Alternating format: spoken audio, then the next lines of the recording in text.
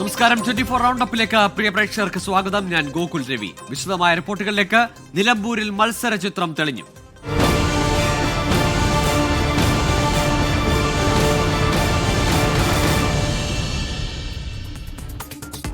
നിലമ്പൂരിൽ പോരാട്ടം മുറുക്കി മുന്നണികൾ. LDF സ്ഥാനാർത്ഥി എം സ്വരാജ്, ജനകീയ പ്രതിപക്ഷ പ്രതിരോധ മുന്നണിയുടെ പേരിൽ PV അൻവർ, NDA സ്ഥാനാർത്ഥി അഡ്വക്കേറ്റ് മോഹൻ ജോർജ് എന്നിവർ നാമനിർദ്ദേശ പത്രിക സമർപ്പിച്ചു. പത്രിക സമർപ്പിക്കാനുള്ള സമയം ഇന്ന് 6 മണിയോടെ അവസാനിച്ചു. അക്ഷരാർത്ഥത്തിൽ നിലമ്പൂരിനെ ആവേശത്തിലാഴ്ത്തിയായിരുന്നു M Swaraj, PV Anvar, advocate Mohan George എന്നീ സ്ഥാനാർത്ഥികളുടെ നാമനിർദ്ദേശ പത്രികാ സമർപ്പണം. നിലമ്പൂർ തഹസിൽദാർ ഓഫീസിലാണ് 3 പേരും പത്രിക സമർപ്പിച്ചത്. LDF സ്ഥാനാർത്ഥി എം സ്വരാജ് രാവിലെ 11:30 പത്രിക സമർപ്പിച്ചു. സ്ഥാനാർത്ഥികളുടെ എണ്ണത്തെക്കുറിച്ച് ആശങ്കയില്ലെന്ന് പ്രതികരണം. മത്സരിക്കാനുള്ള അവകാശം എല്ലാവർക്കും ഉണ്ട്. ആരും മത്സരിക്കരുതെന്ന് പറയാനൊന്നും നമുക്ക് അവകാശമില്ല. അപ്പം മത്സരിക്കാൻ ആഗ്രഹിക്കുന്നവരൊക്കെ മത്സരിക്കട്ടെ. ജനങ്ങൾ അതൊക്കെ വിലയിരുത്തിക്കൊണ്ട് വിധി എഴുതുകയും ചെയ്യട്ടെ. അപ്പോൾ നമ്മുടെ ജനാധിപത്യം കൂടുതൽ ശക്തമാവും. നമുക്ക് അങ്ങനെ ആശിക്കാം. പ്രവർത്തകരെ അണിനിരത്തി ശക്തി പ്രകടനം നടത്തിയ ശേഷം PV അൻവറിന്റെ പത്രികാ സമർപ്പണം. ജനകീയ പ്രതിപക്ഷ പ്രതിരോധ മുന്നണി എന്ന കൂട്ടായ്മ രൂപീകരിച്ചാണ് ഇത്തവണ മത്സരിക്കുന്നത്. എന്താ പ്രതീക്ഷ? ജയിക്കോ? 100% ഞാനല്ല ജയിക്കുന്നത്, ഈ കേരളത്തിലെ ജനങ്ങളാണ് ജയിക്കുന്നത്. BJP സംസ്ഥാന അധ്യക്ഷൻ രാജീവ് ചന്ദ്രശേഖർ, ശോഭ സുരേന്ദ്രൻ, തുഷാർ വെള്ളാപ്പള്ളി എന്നിവർക്കൊപ്പം റോഡ് ഷോയായി എത്തിയാണ് ഇന്നലെ BJPയിൽ ചേർന്ന NDA സ്ഥാനാർത്ഥി അഡ്വക്കേറ്റ് മോഹൻ ജോർജ് പത്രിക സമർപ്പിച്ചത്.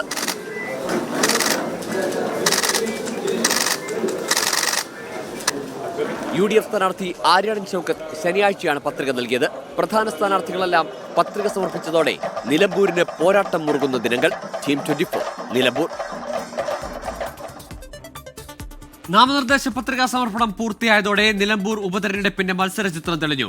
3 പ്രമുഖ മുന്നണികളും PV അൻവറും നേർക്കുനേർ വരുന്നതോടെ നിലമ്പൂർ ഇതുവരെ കാണാത്ത വാശിയേറിയ പോരാട്ടത്തിനാണ് സാക്ഷ്യം വഹിക്കാൻ പോകുന്നത്.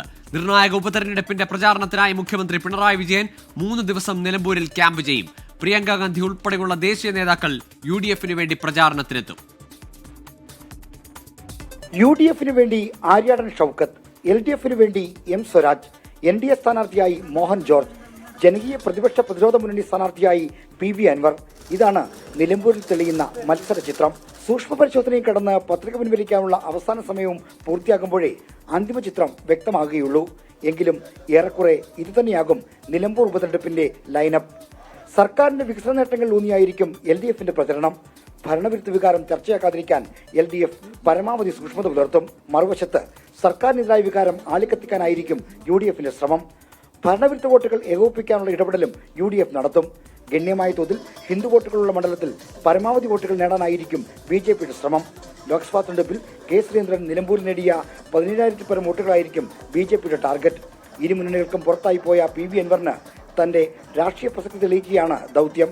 ഇങ്ങനെ എല്ലാ കക്ഷികൾക്കും ഒരുപോലെ നിർണായകമായതിനാൽ നിലമ്പൂർ തെരഞ്ഞെടുപ്പിന്റെ വീറും വാശിയും വിവരണാതീതമാകുമെന്ന് തീർച്ച. LDFന്റെ പ്രചരണത്തിന് മുഖ്യമന്ത്രി പിണറായി വിജയൻ തന്നെയായിരിക്കും ചുക്കാൻ പിടിക്കുക. ഈ മാസം 13 മുതൽ 3 ദിവസം മണ്ഡലത്തിൽ ക്യാമ്പ് ചെയ്ത് മുഖ്യമന്ത്രി എം സ്വരാജിന് വേണ്ടി വോട്ട് തേടും.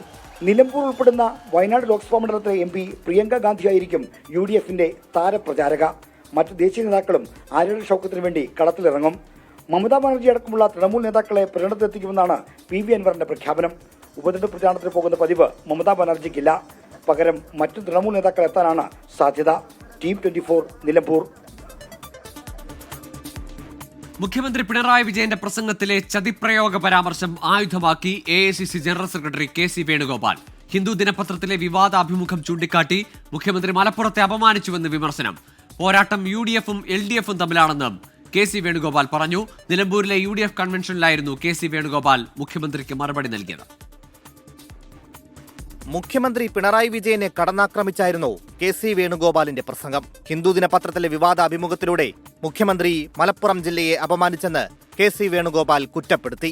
ഹിന്ദു പത്രത്തിൽ നടത്തിയ ഇന്റർവ്യൂവിൽ അദ്ദേഹം പറഞ്ഞത് 150 കിലോ സ്വർണവും 123 കോടി രൂപയും മലപ്പുറം ജില്ലയിൽ നിന്നും മാത്രം പിടിച്ചെടുത്തു. ആ പണം തീവ്രവാദ പ്രവർത്തനങ്ങൾക്കും ദേശവിരുദ്ധ പ്രവർത്തനങ്ങൾക്കും ഉപയോഗിക്കാൻ വേണ്ടിയിട്ടുള്ള പണമാണ് എന്ന് ഈ ജില്ലയ്ക്ക് എതിരെ ഏറ്റവും വലിയ ചതിപ്രയോഗം നടത്തിയ സാക്ഷാൽ പിണറായി വിജയൻ മലപ്പുറത്ത് വന്ന് ചതിയെക്കുറിച്ച് പറയുന്നത്. പൂരം കലക്കി BJPക്ക് അക്കൗണ്ട് തുറന്നു കൊടുത്തത് പിണറായി വിജയനെന്നും വിമർശനം.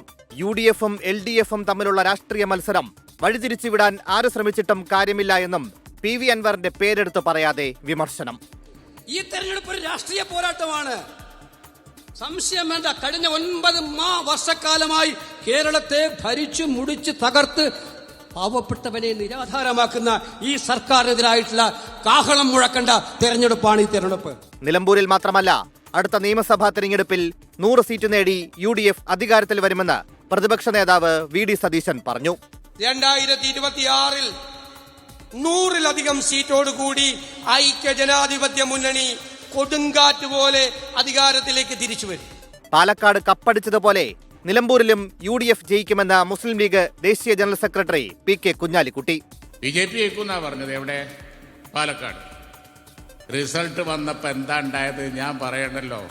അതും കൊണ്ട് കപ്പടിച്ച് ഞങ്ങൾ പോന്നു, അതേമാതിരി പോവും, ഒരു സംശയവും വേണ്ട. എല്ലാവരും ഒരുങ്ങിക്കോളി റിസൾട്ടിന്. UDF വൻ ഭൂരിപക്ഷത്തിൽ വിജയിക്കുമെന്ന് KPCC അധ്യക്ഷൻ സണ്ണി ജോസഫ് പറഞ്ഞു. News desk 24. നിലമ്പൂരിൽ പ്രധാന രാഷ്ട്രീയ നീക്കവുമായി PV അൻവർ. DCC പ്രസിഡന്റും 2021 UDF സ്ഥാനാർത്ഥിയുമായിരുന്ന അന്തരിച്ച VV പ്രകാശിന്റെ കുടുംബത്തെ സന്ദർശിച്ചാണ് PV അൻവർ തിരഞ്ഞെടുപ്പ് പ്രചാരണത്തിന് തുടക്കമിട്ടത്. UDF സ്ഥാനാർത്ഥി ഇതുവരെ കുടുംബത്തെ സന്ദർശിച്ചിട്ടില്ലെന്ന് PV അൻവറിന്റെ വിമർശനം. കോൺഗ്രസിലെ അസംതൃപ്തരുടെ വോട്ടാണ് PV അൻവറിന്റെ ലക്ഷ്യം. VV പ്രകാശിന്റെ എടക്കരയിലെ വീട്ടിലെത്തി ഭാര്യ സ്മിതയെയും മകൾ നന്ദനയെയും കണ്ട് അൻവർ വോട്ട് അഭ്യർത്ഥിച്ചു. കൂടിക്കാഴ്ച 20 മിനിറ്റോളം നീണ്ടു. ആര്യടൻ ഷൗക്കത്ത് എന്തുകൊണ്ട് VV പ്രകാശിന്റെ കുടുംബത്തെ സന്ദർശിച്ചില്ല എന്ന് PV അൻവർ.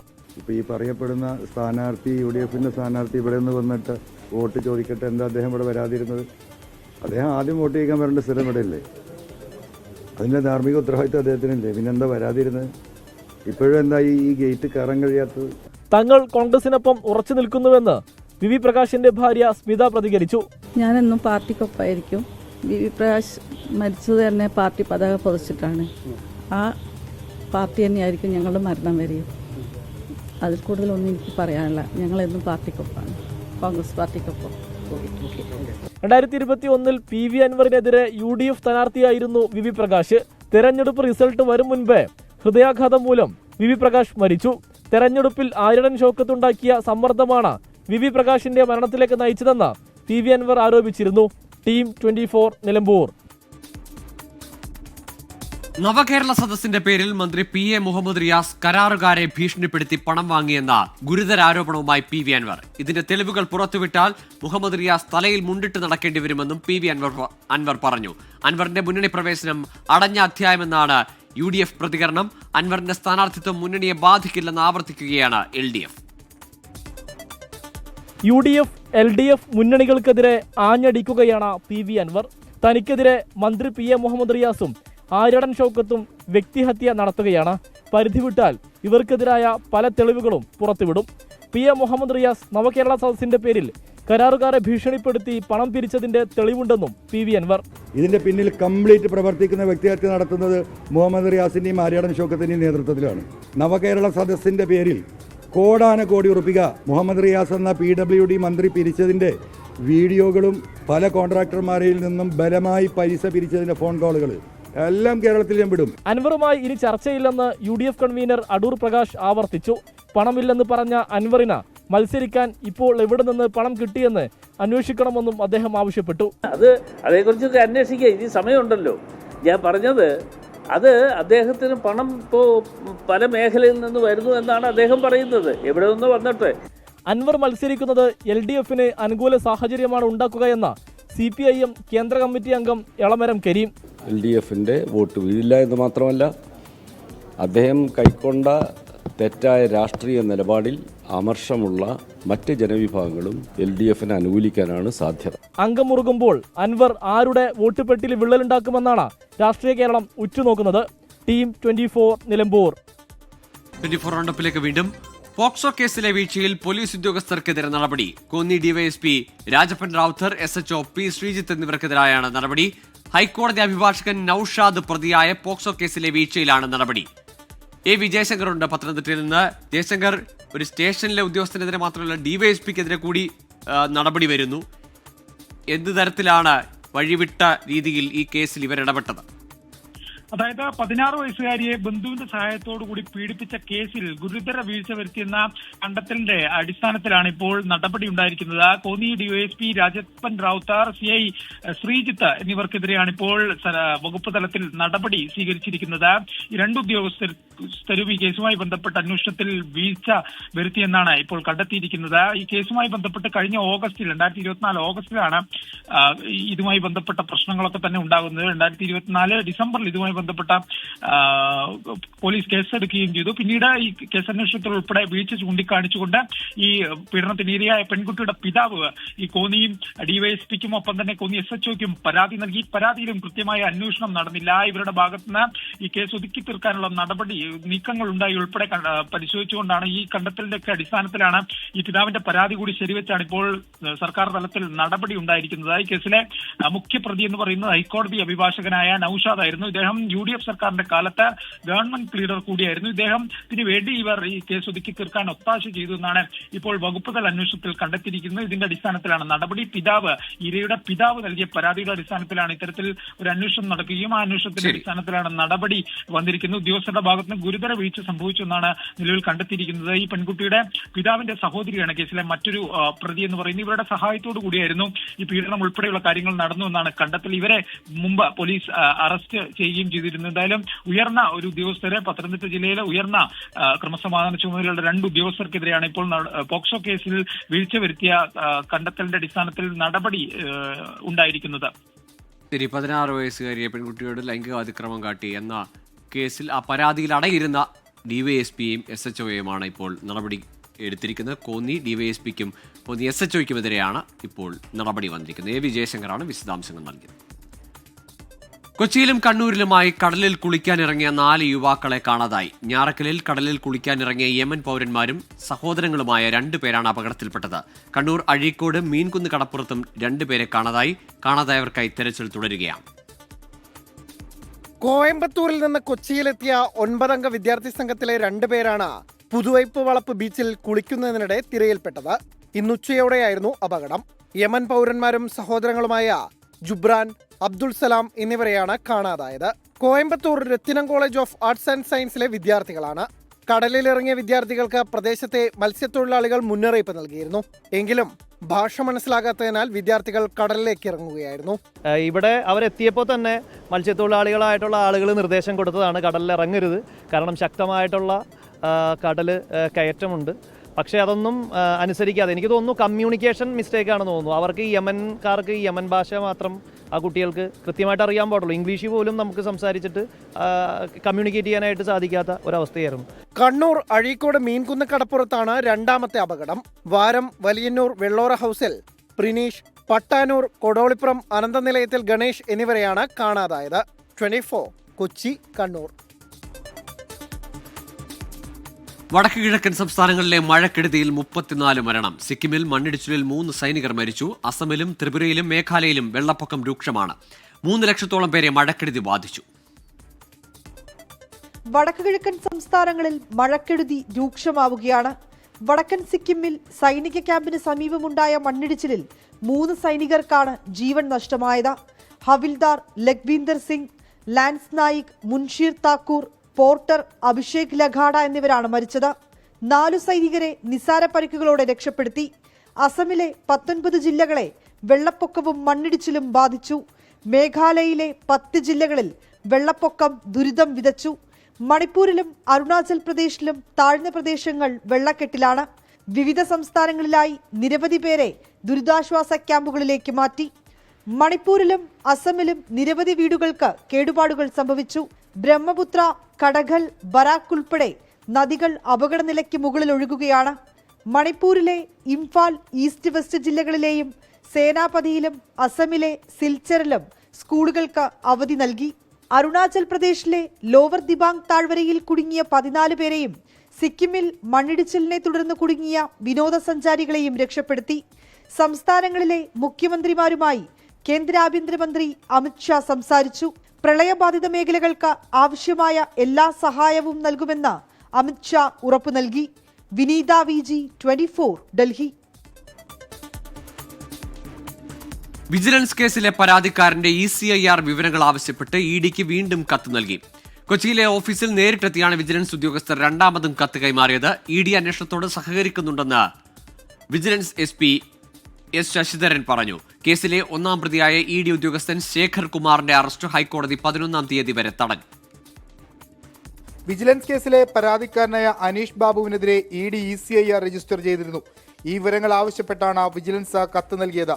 ആദ്യം നൽകിയ കത്തിൽ ഇഡി അനുകൂല നിലപാട് സ്വീകരിക്കാതിരുന്ന പശ്ചാത്തലത്തിലാണ് ഇഡി ഓഫീസിൽ നേരിട്ടെത്തി വിജിലൻസ് ഉദ്യോഗസ്ഥർ വീണ്ടും കത്ത് കൈമാറിയത്. കേസന്വേഷണം പുരോഗമിക്കുകയാണെന്ന് വിജിലൻസ് SP S ശശിധരൻ. അപ്പോൾ നമ്മൾ 22-ാം തീയതി ഒരു നോട്ടീസ് കൊടുത്തിട്ടുണ്ട്, ഒരു ലെറ്റർ കൊടുത്തിട്ടുണ്ടായിരുന്നു ആ കേസിലേക്ക് ഡീറ്റെയിൽസ് തരണം എന്ന് പറഞ്ഞിട്ട്. അപ്പോൾ അവർ നല്ല രീതിയിൽ പ്രതികരിച്ചു. ഇഡി ഓഫീസേഴ്സ് നല്ല രീതിയിൽ പ്രതികരിച്ച് അവർ നമുക്ക് നിങ്ങൾ സ്പെസിഫിക് ആയിട്ട് ഒരു റെക്കോർഡ്സ് ആവശ്യപ്പെടുകയാണെങ്കിൽ നിങ്ങളത് ചോദിക്കൂ, അപ്പോൾ ഞങ്ങൾ വേണ്ട നോക്കിയിട്ട് ചെയ്യാം എന്ന് പറഞ്ഞിട്ടുണ്ടായിരുന്നു. കേസിലെ ഒന്നാം പ്രതിയായ ഇഡി ഉദ്യോഗസ്ഥന്റെ മുൻകൂർ ജാമ്യാപേക്ഷ 11-ാം തീയതി ഹൈക്കോടതി വീണ്ടും പരിഗണിക്കും. അതുവരെ അറസ്റ്റ് പാടില്ലെന്ന കർശന നിർദ്ദേശമുണ്ട്. കേസിൽ നേരത്തെ പിടിയിലായ 3 പ്രതികളുടെ മൊഴികളും ഇലക്ട്രോണിക് ഉപകരണങ്ങളിൽ നിന്ന് ലഭിച്ച വിവരങ്ങളും ചേർത്ത് ഇഡി ഉദ്യോഗസ്ഥന്റെ ജാമ്യ ഹർജി എതിർക്കാനാണ് വിജിലൻസ് തീരുമാനം. 24 കൊച്ചി. കാസർഗോഡ് ദേശീയപാതയിൽ വീണ്ടും വിള്ളൽ. പിലിക്കോട് കാർഷിക ഗവേഷണ കേന്ദ്രത്തിന് സമീപം 1/2 കിലോമീറ്റർ നീളത്തിലാണ് വിള്ളൽ കണ്ടെത്തിയത്. വിള്ളലുള്ള ഭാഗം ടാർ ഒഴിച്ച് മറയ്ക്കാൻ നിർമ്മാണ കമ്പനിയായ മേഘ കൺസ്ട്രക്ഷൻ ലിമിറ്റഡ് ശ്രമിച്ചതിനെതിരെ പ്രതിഷേധവുമായി നാട്ടുകാർ രംഗത്തെത്തി. മഴ തുടങ്ങിയ ശേഷം കാസർഗോഡ് ജില്ലയിലെ ദേശീയപാതയിലുണ്ടായ 4ാമത്തെ വിള്ളലാണിത്. കാർഷിക ഗവേഷണ കേന്ദ്രത്തിന് സമീപത്തെ പാലം മുതൽ പടുവളം വരെ വിള്ളലുണ്ട്. പ്ലാസ്റ്റിക് കൊണ്ട് മറച്ചുവെക്കാനും ടാർ ഒഴിച്ച് തട്ടിക്കൂട്ടി വിള്ളലടയ്ക്കാനും നിർമ്മാണ കമ്പനി ശ്രമം നടത്തി. എന്നാൽ മഴ മാറിയതോടെ വിള്ളൽ നാട്ടുകാരുടെ ശ്രദ്ധയിൽപ്പെട്ടു. 10 കിലോമീറ്ററോളം ദൂരത്ത് ഇങ്ങനെ പൊട്ടിക്കിടന്ന് ഇതിൻ്റെ അകത്തേക്ക് ആഴത്തിലേക്ക് വെള്ളം പോയിക്കൊണ്ടിരിക്കുകയാണ്. അതുകൂടാതെ ഇപ്പോൾ ഞാൻ വരുന്ന സമയത്ത് തന്നെ ഇപ്പോൾ അവരത് അടച്ച് താറ് മെറ്റൽ ഒഴിച്ച് ആ കുഴിക്ക് അടക്കാൻ വേണ്ടിയുള്ള ഒരു സംവിധാനമാണ് അവർ ചെയ്തുകൊണ്ടിരിക്കുന്നത്. വിള്ളൽ കണ്ടെത്തിയ ഭാഗത്ത് 10 മീറ്ററോളം മണ്ണിട്ട് കെട്ടിപ്പൊക്കിയാണ് ദേശീയപാത നിർമ്മിച്ചത്.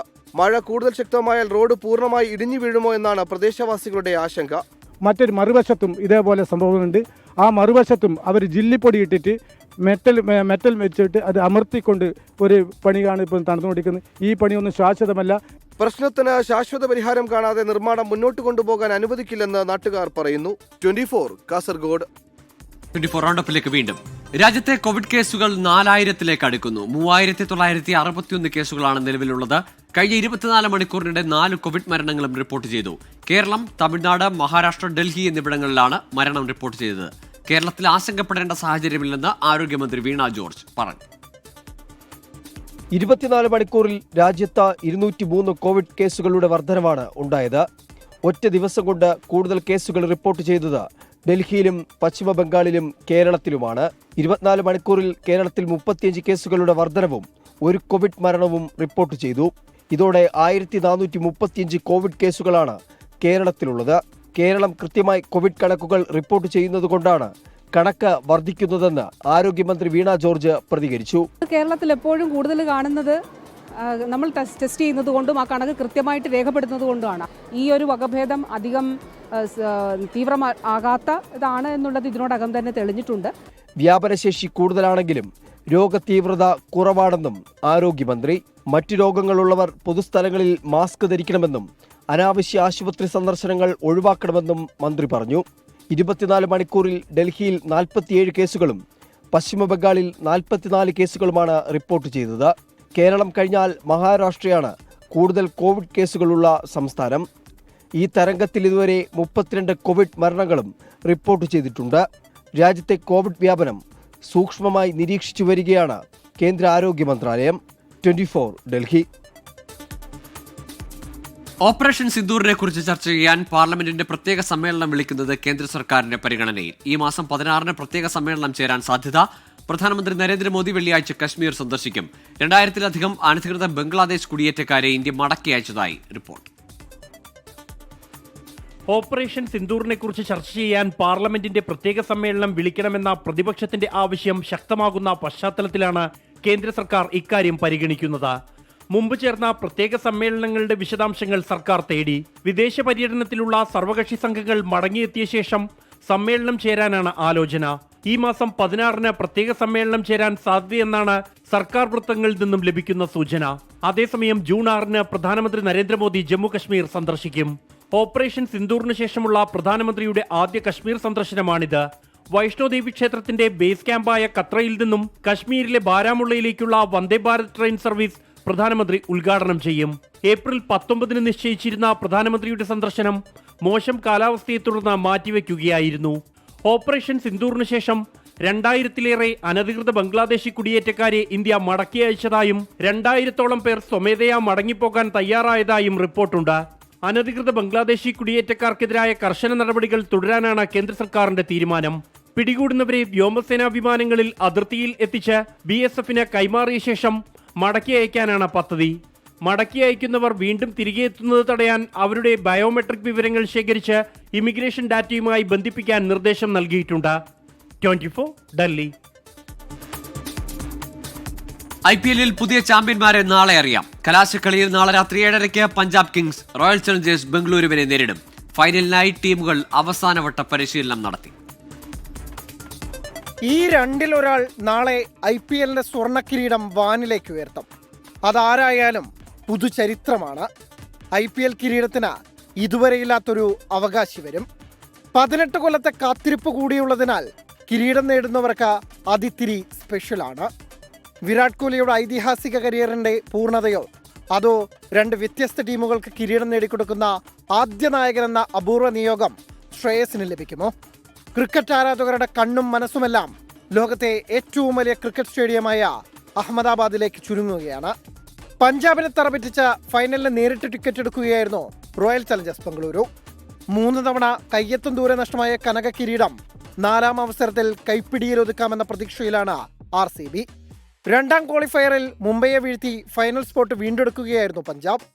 ടൂർണമെന്റിലെ ഏറ്റവും മികച്ച 2 ടീമുകൾ തന്നെ ഫൈനലിൽ ഏറ്റുമുട്ടുന്നു എന്നതും കാവ്യനീതിയായി. അതേസമയം 2ാം ക്വാളിഫയറിലെ പോലെ മഴ രസം കൊല്ലിയായി എത്തുമോ എന്ന ആശങ്കയുണ്ട്.